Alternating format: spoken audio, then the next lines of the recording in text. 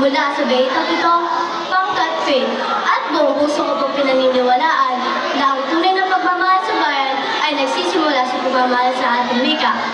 Kung ating lilinangin at itataguyod ang Pilipino at mga katutubong wika, hindi lamang natin pinalalakas ang ating pambansang identidad, pinapanday din natin ang mas maliwanag na bukas para sa susunod na henerasyon. Kaya bilang isang nakambini, ang advokasya ko ay ipagmalaki, gamitin at ipamana ang ating wika, sapagkat ang ating wika ang ating dangal, yaman at tunay na lakas ng bayan. Maraming salamat po.